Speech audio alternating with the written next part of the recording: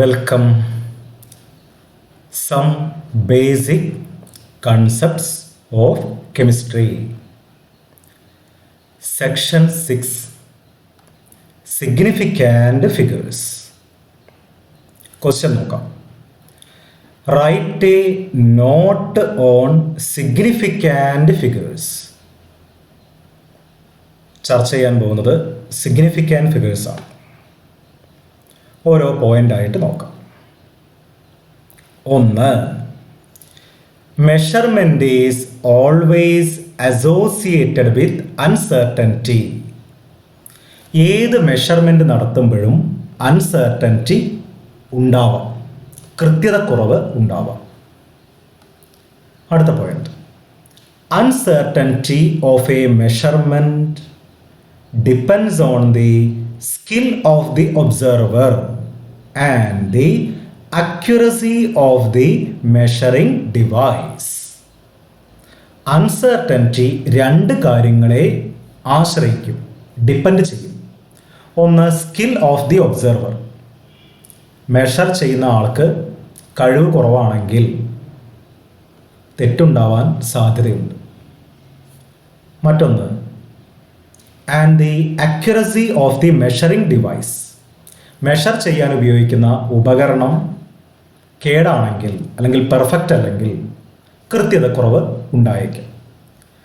അപ്പോൾ രണ്ട് കാര്യങ്ങളെ അൺസർട്ടൻറ്റി ഡിപ്പെൻഡ് ചെയ്യും. ഒന്ന്, സ്കിൽ ഓഫ് ദി ഒബ്സർവർ, മറ്റൊന്ന് accuracy of the measuring device. Uncertainty of a measurement depends on the skill of the observer and the accuracy of the measuring device. Okay. അടുത്ത point, significant figures are used to express the uncertainty of a measurement. ഒരു മെഷർമെൻറ്റിൻ്റെ അൺസർട്ടൻറ്റിയെ express ചെയ്യാനാണ് significant figures ഉപയോഗിക്കുന്നത്. അപ്പോൾ അൺസർട്ടൻറ്റിയെ സൂചിപ്പിക്കാൻ significant figures ഉപയോഗിക്കും. അതെങ്ങനെയാണ് എന്ന് നമുക്കൊന്ന് നോക്കാം. In a number all digits R certain except the last digit. ഒരു നമ്പറിലെ അവസാനത്തെ ഡിജിറ്റ് അൺസർട്ടൺ ആണ്, ബാക്കി എല്ലാ ഡിജിറ്റുകളും സർട്ടൺ ആണ്. ഒരു എക്സാമ്പിൾ പറയാം. ഒരു മെഷർമെൻറ്റ് നടത്തി 45.3 സെൻറ്റിമീറ്റർ എന്ന് കിട്ടി. 45.3. 4 സർട്ടൺ ആണ്, 5 സർട്ടൺ ആണ്. അവസാനത്തെ ഡിജിറ്റ് 3 സർട്ടൺ അല്ല, അൺസർട്ടൺ ആണ്. കാരണം തെറ്റ് സംഭവിച്ചിട്ട് ഉള്ളത് ഈ അവസാനത്തെ ഡിജിറ്റിൽ ആയിരിക്കാം. 45.3 എന്നുള്ളത് 45.2 എന്നതായിരിക്കാം. 45.3 എന്നുള്ളത് 45.4 എന്നതായിരിക്കാം. അപ്പോൾ അവസാനത്തെ ഡിജിറ്റിലാണ് കറക്ഷൻ വരാൻ സാധ്യത. ഈ കറക്ഷൻ ഒന്നുകിൽ +1 ആയിരിക്കാം അല്ലെങ്കിൽ -1 ആയിരിക്കാം. 3 എന്നുള്ളത് 2 മാറാം, അല്ലെങ്കിൽ 3 എന്നുള്ളത് 4 മാറാം. അപ്പോൾ നോക്കൂ, last digit is uncertain to an extent of +or-1 in the decimal place. അവസാനത്തെ ഡിജിറ്റിൽ കറക്ഷൻ വരും. ഒരു എക്സാമ്പിൾ കൂടി പറയാം. നോക്കൂ, 11.2462. ഈ 2 ആണ് ലാസ്റ്റ് ഡിജിറ്റ്, അൺസർട്ടൺ ഡിജിറ്റ് ആണ്. ഈ 2 എന്നുള്ളത് 1 ആയി മാറാം, അല്ലെങ്കിൽ 3 ആയിട്ട് മാറാം. 2-നേക്കാൾ കുറഞ്ഞു 1, 2-നേക്കാൾ കൂടി 3. അപ്പം ലാസ്റ്റ് ഡിജിറ്റിനെ അത്ര വിശ്വസിക്കാൻ പറ്റില്ല. അതുകൊണ്ടാണ് അൺസർട്ടൺ ഡിജിറ്റ് എന്ന് പറയുന്നത്. ബാക്കി എല്ലാ ഡിജിറ്റുകളും സർട്ടൺ ഡിജിറ്റാണ്. അപ്പോൾ സർട്ടൺ ഡിജിറ്റുകൾ എത്ര എണ്ണം ഉണ്ട് നോക്കൂ. 1, 2, 3, 4, 5. സർട്ടൺ ഡിജിറ്റുകൾ 5 എണ്ണം. Uncertain digit 1. ആകെ എത്ര എണ്ണം? 5ഉം 1ഉം 6. ആകെ ഡിജിറ്റുകളുടെ എണ്ണം 6. ഈ ആകെ ഡിജിറ്റുകളുടെ എണ്ണത്തിനെ വിളിക്കുന്ന പേരാണ് സിഗ്നിഫിക്കൻറ്റ് ഫിഗേഴ്സ്. അപ്പോൾ സിഗ്നിഫിക്കൻറ്റ് ഫിഗേഴ്സിൽ ഏതൊക്കെ വരും? സർട്ടൺ ഡിജിറ്റുകളും വരും, അൺസർട്ടൺ ഡിജിറ്റുകളും വരും. ഓക്കെ. അപ്പോൾ നമ്പർ ഓഫ് സിഗ്നിഫിക്കൻറ്റ് ഫിഗേഴ്സ് എന്ന് പറഞ്ഞാൽ total digits in a number including last digit. അതായത് സർട്ടൺ ഡിജിറ്റുകളുടെ എണ്ണം, number of certain digits plus number of uncertain digit. അപ്പോൾ ഒരു definition: total digits in a number are known as significant figures. Total digits in a number are known as significant figures. ഒരു നമ്പറിലെ എല്ലാ ഡിജിറ്റുകളെയും നമ്മൾ എണ്ണി നോക്കുക, അതാണ് സിഗ്നിഫിക്കൻറ്റ് ഫിഗേഴ്സ് എന്ന് പറയുന്നത്. Greater the number of significant figures smaller is the uncertainty. Significant ഫിഗേഴ്സിൻ്റെ എണ്ണം കൂടുതലാണെങ്കിൽ അൺസർട്ടൻറ്റി കുറവായിരിക്കും. സിഗ്നിഫിക്കൻറ്റ് ഫിഗേഴ്സിൻ്റെ എണ്ണം കൂടുതലാണെങ്കിൽ അൺസർട്ടൻറ്റി കുറവായിരിക്കും. അതായത് കൃത്യത കൂടും എന്നർത്ഥം. അപ്പോൾ ഇത്രയും പോയിന്റുകൾ നന്നായിട്ട് നോക്കുക. മെഷർമെൻറ്റിൽ അൺസർട്ടൻറ്റി ഉണ്ടാവാം. ഒരു നമ്പറിലെ ലാസ്റ്റ് ഡിജിറ്റ് അൺസർട്ടൻ ആണ്. ആകെ ഡിജിറ്റുകളുടെ എണ്ണത്തിനെയാണ് സിഗ്നിഫിക്കൻറ്റ് ഫിഗേഴ്സ് എന്ന് പറയുന്നത്. സിഗ്നിഫിക്കൻറ്റ് ഫിഗേഴ്സിൻ്റെ എണ്ണം കൂടിയാൽ അൺസർട്ടൻറ്റി കുറയും. നോട്ട്സ് എഴുതിയെടുക്കണം. ഓക്കെ.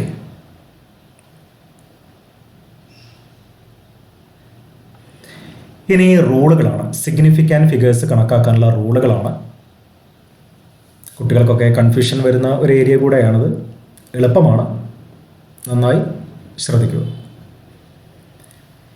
ഒന്നാമത്തെ rule: non zero digits are significant. പൂജ്യമല്ലാത്ത എല്ലാ ഡിജിറ്റുകളും സിഗ്നിഫിക്കൻ്റ് ആണ്. നമ്മൾ എണ്ണത്തിൽ കൂട്ടണം. നോക്കൂ, 168 സെൻറ്റിമീറ്റർ, 1, 2, 3 ഡിജിറ്റ് ഉണ്ട്. സിഗ്നിഫിക്കൻറ്റ് ഫിഗറിൻ്റെ എണ്ണം 3.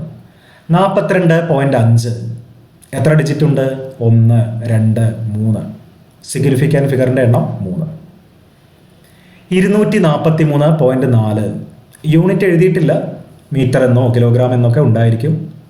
ചോദ്യത്തിൽ പലപ്പോഴും യൂണിറ്റ് എഴുതാറില്ല.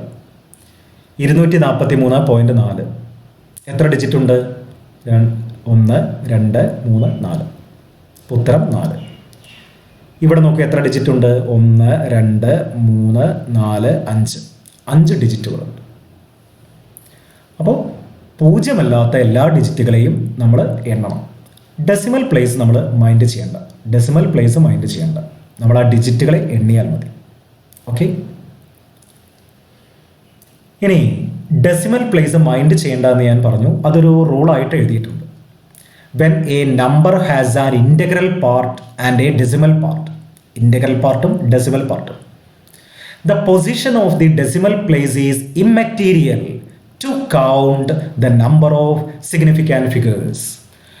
അപ്പോൾ ഡെസിമൽ പോയിന്റിൻ്റെ പ്ലേസ് വിഷയമല്ല. ഇപ്പോൾ നമുക്കൊരു ഉദാഹരണം കണ്ടാൽ മനസ്സിലാവും. 242.5 242.5 ഡെസിമൽ പ്ലേസ് ഇവിടെയാണ്. ആകെ ഡിജിറ്റുകളുടെ എണ്ണം 4. അപ്പോൾ സിഗ്നിഫിക്കൻറ്റ് ഫിഗേഴ്സിൻ്റെ എണ്ണം എത്രയാണ്? 4. ഓക്കെ. ഡെസിമൽ പ്ലേസ് മാറ്റി, പക്ഷേ ഉത്തരം മാറുന്നില്ല, 4 തന്നെയാണ്. ഡെസിമൽ പ്ലേസ് ഇങ്ങോട്ടാക്കി, അപ്പോഴും ഉത്തരം എത്ര തന്നെയാണ്? 4. ആകെ ഡിജിറ്റുകളുടെ എണ്ണം 4.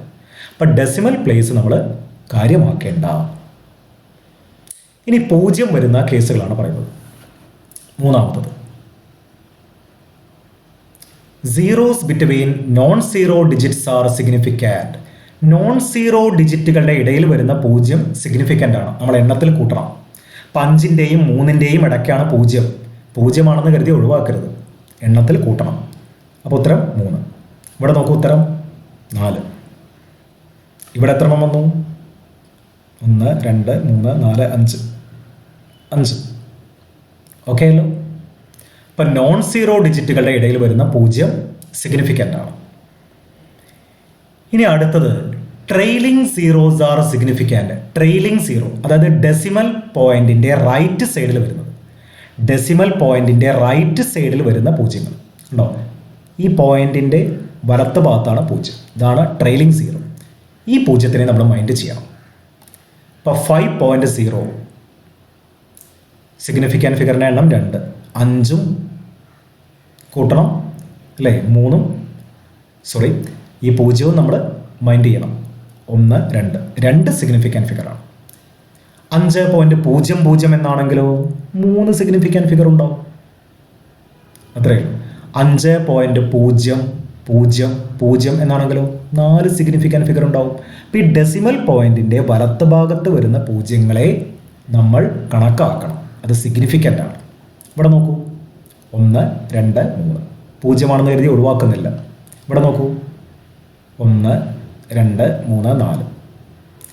ഇവിടെ ഒന്ന് ശ്രദ്ധിക്കണം, ഡെസിമൽ പോയിന്റിൻ്റെ വലത്ത് ഭാഗത്തുള്ള പൂജ്യത്തിനെ മൈൻഡ് ചെയ്യുള്ളൂ. അപ്പോൾ 1 2 ഉത്തരം 2 ആണ്. ഈ ഡെസിമൽ പോയിന്റിൻ്റെ മുന്നിലുള്ള പൂജ്യത്തിനെ, തൊട്ട് മുന്നിലുള്ള പൂജ്യത്തിനെ മൈൻഡ് ചെയ്യേണ്ട. ഇതിനെ ലീഡിങ് സീറോ എന്നാണ് വിളിക്കുക. ലീഡിങ് സീറോ അടുത്ത റൂളായിട്ട് ഇത് പറയുന്നുണ്ട്. അടുത്ത റൂളായിട്ട് ഇത് പറയും.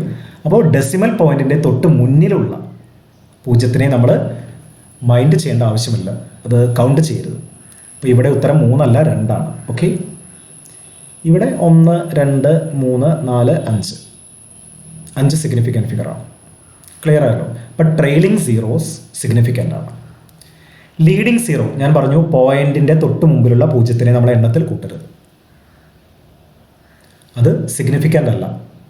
Leading zeros are not significant. ഉണ്ടോ? ഇവിടെ 4. ഇവിടെ എത്ര ഉത്തരം വരിക? ഈ പൂജ്യത്തെ കൂട്ടരുത്, ഇവരെ മൈൻഡ് ചെയ്യണം. അപ്പോൾ 1 2 3 4. ക്ലിയർ ആയല്ലോ. അപ്പോൾ ഇതുവരെ പഠിച്ച റൂളുകൾ ഏതൊക്കെയാണ്? നോൺ സീറോ ഡിജിറ്റുകൾ സിഗ്നിഫിക്കൻ്റ് ആണ്. നോൺ സീറോ ഡിജിറ്റുകളുടെ ഇടയിൽ വരുന്ന പൂജ്യം സിഗ്നിഫിക്കൻ്റ് ആണ്. ട്രെയിലിംഗ് സീറോ സിഗ്നിഫിക്കൻ്റ് ആണ്, അതായത് ഡെസിമൽ പോയിന്റിന് ശേഷം വരുന്നത് റൈറ്റ് സൈഡിൽ.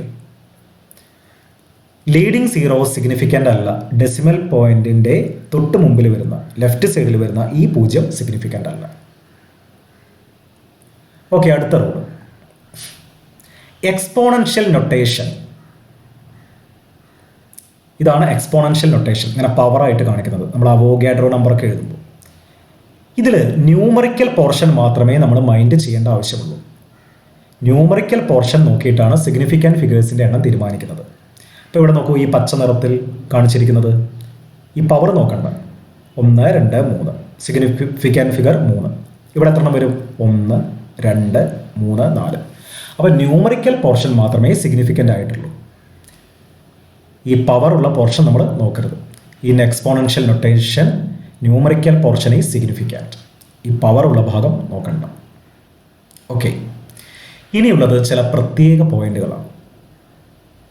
എല്ലാ കുട്ടികൾക്കും തെറ്റാറുള്ളതാണ്, അപ്പോൾ അത് പ്രത്യേകം നോട്ട് ചെയ്യും. 100 എന്ന് പറയുന്ന ഒരു നമ്പർ, ഇതിലെ സിഗ്നിഫിക്കൻറ്റ് ഫിഗർ പെട്ടെന്ന് 3 ആണെന്ന് കരുതും. അല്ല, ഉത്തരം 1 ആണ്. വെറും 100 എന്ന് എഴുതിയാൽ ഉത്തരം 1 ആണ്. 1000 എന്ന് എഴുതിയാലോ അപ്പോഴും ഉത്തരം 1 ആണ്. 4 എന്ന് കരുതും, പക്ഷേ ഉത്തരം 1 ആണ്. 130 എന്ന് വരുമ്പോഴോ 3 എന്ന് ഉത്തരം കരുതും, പക്ഷേ ഉത്തരം 2 ആണ്. അതിൻ്റെ കാര്യം എന്താണ്? Zeros that only hold places are not significant. പ്ലേസുകളിൽ മാത്രം വരുന്ന സീറോസ് സിഗ്നിഫിക്കൻ്റ് അല്ല. ഇപ്പം നമ്മൾ 1 10 100 എന്നൊക്കെ പറയുമല്ലോ, ഈ സ്ഥാനത്ത് വരുന്നത് പൂജ്യങ്ങളാണെങ്കിൽ അവരെ മൈൻഡ് ചെയ്യേണ്ട, അത്രയേ ഉള്ളൂ. അപ്പം 100 ആയാലും 1000 ആയാലും നമ്മുടെ സിഗ്നിഫിക്കൻറ്റ് ഫിഗറിൻ്റെ എണ്ണം 1 ആണ്. അപ്പോൾ ഈ റൂൾ പ്രത്യേകം നോക്കുക. Zeros that only hold places are not significant. ഇനി ഒരു വ്യത്യാസം, 100 എന്ന് എഴുതി ഒരു പോയിന്റ് ഇട്ടു. ഇപ്പോൾ ഉത്തരം 1 അല്ല, 100 പോയിന്റ് എന്നാണെങ്കിൽ സിഗ്നിഫിക്കൻറ്റ് ഫിഗറിൻ്റെ എണ്ണം 3 ആണ്. പ്രത്യേകം നോട്ട് ചെയ്യണം. 100.00 എന്നാണെങ്കിലോ 5 സിഗ്നിഫിക്കൻറ്റ് ഫിഗർ ഉണ്ട്. 5 സിഗ്നിഫിക്കൻറ്റ് ഫിഗർ. 100.00 എന്നാണെങ്കിൽ 5 സിഗ്നിഫിക്കൻറ്റ് ഫിഗർ ഉണ്ടായിരിക്കും. ഇതൊക്കെ സ്പെഷ്യൽ കേസുകളാണ്, നന്നായിട്ട് നോക്കണം. ഇനി കൗണ്ടിങ് നമ്പേഴ്സ് ആണെങ്കിൽ അൺസർട്ടനിറ്റി ഉണ്ടാവില്ല. ഇപ്പോൾ ഒരു ക്ലാസ്സിൽ 40 കുട്ടികളുണ്ട്, അതിൽ അൺസർട്ടനിറ്റി ഒന്നുമില്ല, 40 കുട്ടികൾ കൃത്യമായിട്ടുണ്ട്. അപ്പോൾ സിഗ്നിഫിക്കൻറ്റ് ഫിഗേഴ്സ് എത്രയാണ്? ഇൻഫിനിറ്റിയാണ്. ഒരു ബോക്സിൽ 2 ബോളുകൾ ഉണ്ട്. നമ്മൾ എങ്ങനെ കരുതണം? 2.000000 etcetera. Infinite number of significant figures ആണ്. അൺസർട്ടനിറ്റി ഇല്ല, കൃത്യമാണ്. 5 ബോക്സുകൾ എന്ന് പറഞ്ഞാൽ എങ്ങനെ കരുതണം? 5.0000 എക്സെട്ര. അപ്പോൾ infinite number of significant figures ആണ്. അപ്പോൾ കൗണ്ടിങ് നമ്പേഴ്സ് ആണെങ്കിൽ സിഗ്നിഫിക്കൻറ്റ് ഫിഗേഴ്സിൻ്റെ എണ്ണം ഇൻഫിനിറ്റ് ആണ്. അവിടെ അൺസർട്ടനിറ്റി ഇല്ല, 100% കൃത്യമാണ്. അപ്പോൾ സിഗ്നിഫിക്കൻറ്റ് ഫിഗേഴ്സിൻ്റെ ചർച്ച തീർന്നു. നോട്ട്സ് നന്നായിട്ട് എഴുതിയെടുക്കുക. ഓക്കെ, ഇനി ചെറിയൊരു കാര്യം കൂടെ പറഞ്ഞിട്ട് അവസാനിപ്പിക്കും. Differentiate between precision and accuracy. Spelling ശരിയായി. സൂക്ഷ്മതയും കൃത്യതയും തമ്മിലുള്ള വ്യത്യാസം എന്താണ്? സൂക്ഷ്മതയും കൃത്യതയും. Accuracy is the closeness of measured value to the true value. ശരിയായ വിലയും നമ്മൾ അളന്നെടുക്കുന്ന വിലയും തമ്മിൽ അടുപ്പമുണ്ടെങ്കിൽ അക്യുറസി അല്ലെങ്കിൽ കൃത്യത ഉണ്ട് എന്ന് പറയും. അപ്പം ശരിയായ വില 100 ആണ്, നമ്മൾ അളന്നപ്പോൾ 99 എന്ന് കിട്ടി അല്ലേ? കൃത്യത കൂടുതലെന്ന് പറയാം. കാരണം 100ൻ്റെ തൊട്ടടുത്താണ് 99. നമ്മൾ അളന്നപ്പോൾ 60 എന്നാണോ കിട്ടിയെങ്കിലും അല്ലേ? ശരിയായ ഉത്തരം 100, കിട്ടിയത് 60. അപ്പോൾ കൃത്യത കുറവാണെന്ന് പറയാം. അപ്പോൾ closeness of the measured value to the true value, അതിനെ വിളിക്കുന്ന പേരാണ് അക്യുറസി, കൃത്യത. സൂക്ഷ്മത എന്ന് പറഞ്ഞാൽ precision is the closeness of measured values. അളന്നെടുക്കുന്ന വാല്യൂസ് തമ്മിലുള്ള അടുപ്പത്തിനെയാണ് സൂക്ഷ്മത എന്ന് പറയുന്നത്. ഇപ്പം 100 എന്നാണ് ഉത്തരം കിട്ടേണ്ടത്. ഒരു സ്റ്റുഡൻറ്റ് 3 പ്രാവശ്യം അളന്നു, 3 പ്രാവശ്യവും 70 എന്ന് കിട്ടി. 3 പ്രാവശ്യം 70 എന്ന് കിട്ടി. കൃത്യത കുറവാണ്, പക്ഷേ സൂക്ഷ്മത കൂടുതലാണ്. അളന്നെടുത്ത വിലകൾ തമ്മിൽ വളരെ അടുപ്പമുണ്ട്. 70, 70, 70 അല്ലെങ്കിൽ 70, 69.9, 69.8 അല്ലേ? അളന്നെടുത്ത വിലകൾ തമ്മിൽ അടുപ്പമുണ്ടെങ്കിൽ സൂക്ഷ്മത കൂടുതലെന്ന് പറയാം. അപ്പം സൂക്ഷ്മത ഉള്ളത് കൊണ്ട് കൃത്യമാണ് എന്ന് പറയാൻ കഴിയില്ല. സൂക്ഷ്മത ഉള്ളത് കൊണ്ട് കൃത്യമാണെന്ന് പറയാൻ കഴിയില്ല അല്ലേ? 100 എന്ന് കിട്ടേണ്ടതിന് പകരം 70, 70, 70 എന്ന് 3 പ്രാവശ്യം കിട്ടിയിട്ട് കാര്യമില്ലല്ലോ. അപ്പോൾ സൂക്ഷ്മത കൂടുതലാണെങ്കിലും അവിടെ കൃത്യത കുറവാണ്. മെഷർമെൻറ്റിന് അക്യുറസിയും പ്രസിഷനും വേണം. ഓക്കെ, ഒന്നുകൂടെ ക്ലിയർ ആക്കുക. Actual value 54.21. വേണമെങ്കിൽ സെൻറ്റിമീറ്ററിന് എന്തെങ്കിലും കൊടുക്കാം. ഇതാണ് കിട്ടേണ്ടത്. ആക്ച്വൽ വാല്യൂ ഇതാണ്. ഒരു സ്റ്റുഡൻറ്റ് അളന്നപ്പോൾ 50.26, 50.26. അളന്നെടുത്ത വിലകൾ തമ്മിൽ അല്ലേ ഒരേപോലെയാണ്. അപ്പോൾ സൂക്ഷ്മതയുണ്ട്, പക്ഷേ കൃത്യത കുറവാണ്. കാരണം ശരിയായ ഉത്തരത്തിൽ നിന്നും അകലെയാണ്. അപ്പോൾ more precise but less accurate ആണ്. ഇത് നോക്കൂ, മോർ അക്യുറേറ്റ് ആണ്. 54.20,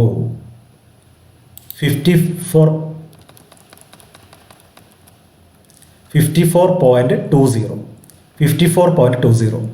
ഇത് പ്രിസൈസ് ആണ്, ഇത് പ്രിസൈസ് ആണ്, അക്യുറേറ്റും ആണ്. കാരണം ശരിയായ ഉത്തരത്തിൻ്റെ അടുത്താണ് വില കിട്ടിയിട്ടുള്ളത്.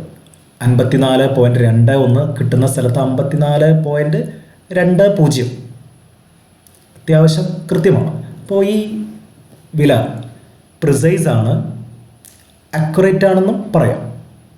കാരണം ശരിയായ വിലയുടെ അടുത്താണ് കിട്ടിയിട്ടുള്ളത്. അതിനേക്കാൾ നല്ലതാണ് ഇത്. നോക്കൂ, ഇത് പ്രിസൈസ് ആണ്, പിന്നെന്താണ്? മോർ അക്യുറേറ്റ് ആണ്. മോർ അക്യുറേറ്റ് ആണ്. Precise and more accurate. 54.21 2 പ്രാവശ്യം മെഷർ ചെയ്തപ്പോഴും 54.21 കിട്ടി, കറക്റ്റ് വാല്യൂ കിട്ടി. അപ്പോൾ more precise and more accurate അങ്ങനെ വേണമെങ്കിൽ ചേർക്കാം. More precise and more accurate. More accurate ഇതാണ് ഇതിലെ ബെസ്റ്റ് മെഷർമെൻറ്റ്. ഇതിലെ ബെസ്റ്റ് മെഷർമെൻറ്റ് ഇതാണ്. സൂക്ഷ്മതയുമുണ്ട്, കൃത്യതയുമുണ്ട്. ഇതിൽ സൂക്ഷ്മതയുണ്ട്, കൃത്യതയും ഉണ്ട്. വലിയ മോശമൊന്നുമില്ല. കണ്ടോ, 54.21 എന്നുള്ളതിൻ്റെ അടുത്ത് 54.20 എന്ന് കിട്ടിയിട്ടുണ്ട്. അപ്പോൾ ഇവിടെ ചെറിയൊരു ചേഞ്ച് വരുത്താം. എന്ത്? അക്യുറേറ്റ് ആൻഡ് മോർ പ്രിസൈസ് എന്നാക്കാം. അപ്പോൾ ഒന്നും കൂടെ നന്നായി. ഓക്കെ, അപ്പോൾ ശരിയല്ലോ. അപ്പോൾ 3 സെറ്റ് വാല്യൂസാണ്. നോക്കൂ, ഇതിൽ സൂക്ഷ്മത കൂടുതലാണ് അല്ലേ? അളന്നെടുത്ത വിലകൾ അടുപ്പത്തിലാണ് അല്ലേ? ക്ലോസ്നെസ് ഉണ്ട്, ഒരേപോലെയാണ്. കൃത്യത കുറവാണ്. ഇത് 54, ഇത് 50. കൃത്യത കുറവാണ്. അപ്പം more precise but less accurate. ഇത് പ്രിസൈസ് ആണ്, അളന്നെടുത്തത് ഒരുപോലെയാണ്. 54.20 54.20 അല്ലേ, പ്രിസൈസ് ആണ്. അക്യുറേറ്റ് ആണ്, കുഴപ്പമില്ല. കാരണം 2.1 54.21 എന്ന സ്ഥലത്ത് 2.0 അക്യുറേറ്റുമാണ്, കുഴപ്പമില്ല. ഏറ്റവും ബെസ്റ്റ് വാല്യൂ ഇതാണ്. കറക്റ്റ് വാല്യൂ കിട്ടി. 54.21 54.21 രണ്ട് പ്രാവശ്യവും ഒരേ വാല്യൂ കിട്ടി. അപ്പോൾ ബെസ്റ്റ് മെഷർമെൻറ്റ് ഇതാണ്. ഇത് ബെസ്റ്റ് മെഷർമെൻറ്റ്. ഇത് 1ാം സ്ഥാനം, ഇത് 2ാം സ്ഥാനം, ഇത് 3ാം സ്ഥാനം. വെറുതെ ഒരു ഉദാഹരണം പറഞ്ഞെന്ന് മാത്രം. ഈ ഡെഫിനിഷൻ നോക്കണം. Accuracy is the closeness of measured value to the true value.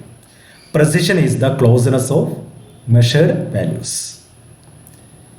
ബാക്കി അടുത്ത ക്ലാസ്സിൽ കാണാം. Okay, by.